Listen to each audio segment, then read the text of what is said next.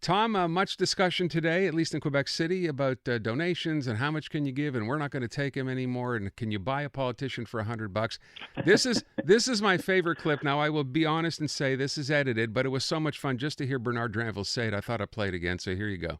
You can buy a Quebec minister for $100 donation. That's all it takes. There you go. $100, he's in your pocket. Although, to be fair, of course, there was a part two to that. When he said this. This is mad. This is ridiculous. Okay. Tom, what's going on here exactly? So Francois Legault took this rather personally, right? He was insulted by the idea of his integrity being challenged. Oh, just terrible. Yeah. The exact thing that he did to Philippe Couillard was based on nothing for 4 years, every day of the week. Him and, Eric Kerr and the others going after the Liberals based on stuff from the past that had nothing to do with Couillard or anybody else that was in there. And so now the shoe's on the other foot, and Francois Legault is just not having any of it. He's not going to have his integrity questioned. This just in. Their integrity has to be questioned. Why? Because they have been holding these fundraisers. The maximum amount you can give in Quebec is $100. I love Drainville's quote because essentially what he's saying, Aaron, it's a question of price. Maybe you can buy us, but certainly not for $100. I mean, certainly one way to understand what he's saying there. It is a problem. You look at the fact that there are 1,100 towns and municipalities and cities in Quebec.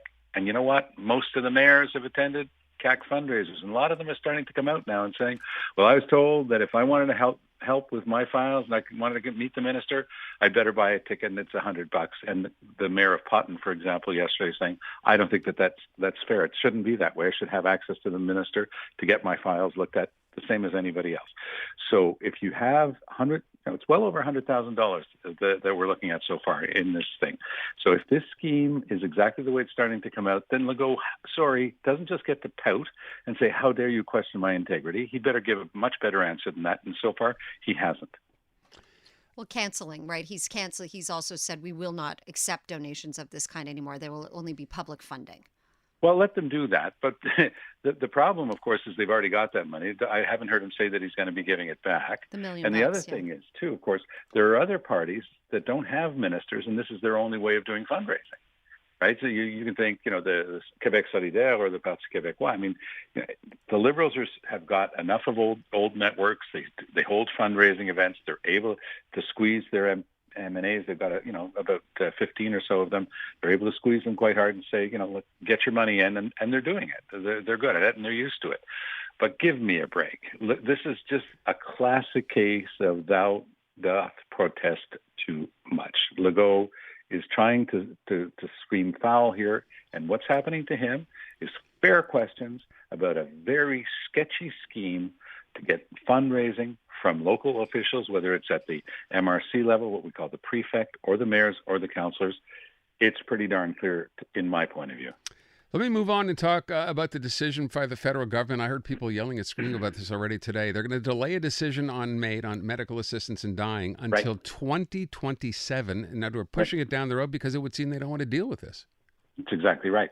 And so Quebec is quite upset about it because we've had a very different approach here. We've taken a very neutral approach. You remember when Jeff Kelly and Véronique Yvon were co-chairing a committee? I mean, you had one person from the government side, Yvon, and then Kelly was in opposition, a former minister. And they went across the province. They had this really serious, respectful consultation.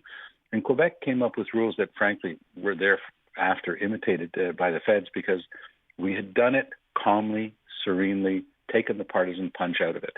Right now in Ottawa, there's so many games being played. The Conservatives would have loved it if Mark Holland had gone forward with this thing because it would have had fundraising written all over it. They're trying to kill people with mental illness. You can just sense where this thing was heading. Fascinating that the Conservative senators were pushing hard to have this done. Now, I've never met a Conservative who was elected who was of the same view. So the people who have studied this stuff, looked at the Supreme Court rulings, know how it works, understand that we're not talking euthanasia here. We're talking the same type of situation, except it would be an unbearable mental condition as opposed to an unbearable physical condition. Right. And that's why the experts have all said, no, this actually makes sense. This move has to be made. And it is more in line with the Supreme Court decision in Carter.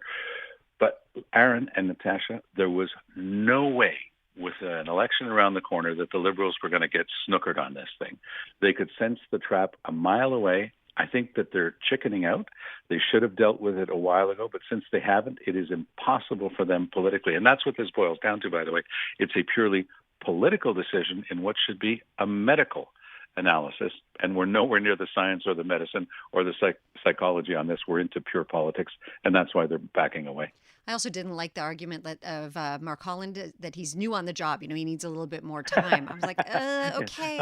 It's all about me. Yes, yeah. The Canadian Parliament can stop. I'm new on the job. Yeah. Speaking about being all about me, so Alberta Premier Danielle Smith released what I consider to be a very strange video. It's 7.5 minutes long, and ultimately imposes restrictions on transgender surgeries. Let me play you a little bit of it, Tom. Sure. Prematurely encouraging or enabling children to alter their very biology or natural growth, no matter how well-intentioned and sincere, poses a risk to that child's future that I, as Premier, am not comfortable with permitting in our province. I'm not comfortable with her not being comfortable. But anyway, the bottom line is no surgery for kids under 17, no hormone therapy for those under 15. What is she doing here? I know she's got a leadership review coming up. What's her end goal? Well, I think that it's really important that we look at this in the same lens, with the same lens that we just looked at medical assistance in dying, because it is essentially political. And good on you, Natasha Hall. I think you zeroed in. And when I heard, I was doing CTV on this a little bit earlier, and I was just rolling my eyes saying, she's making this about herself.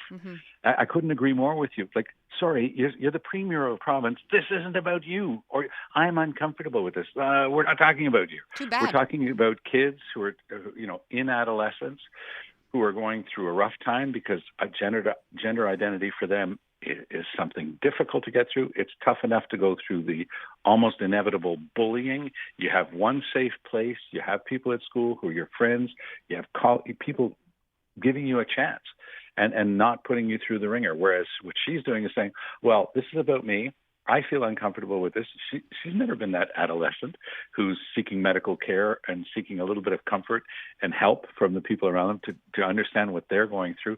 It's difficult. The terminology around it is new. Nobody talked about this 25 years ago.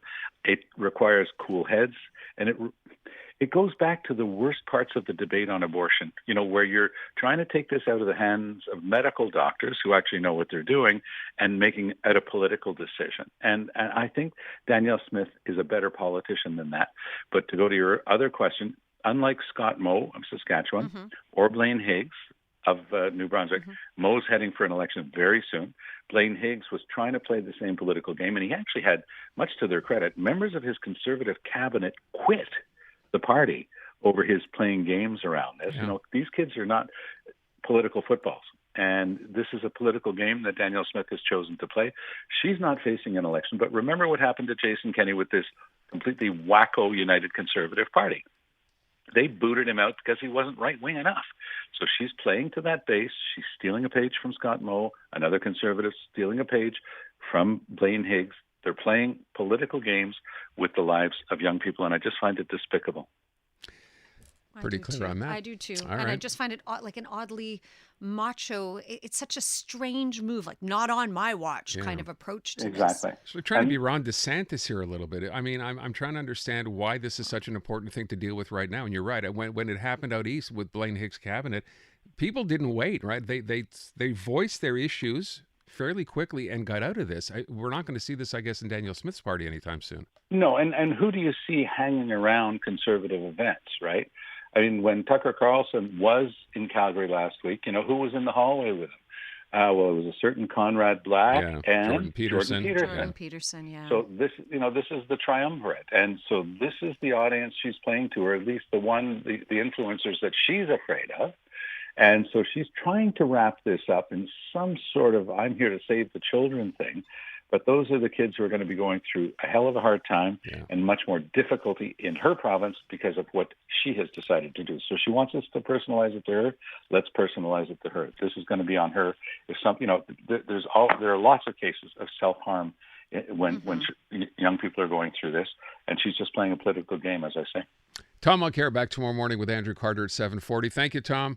Talk to you soon.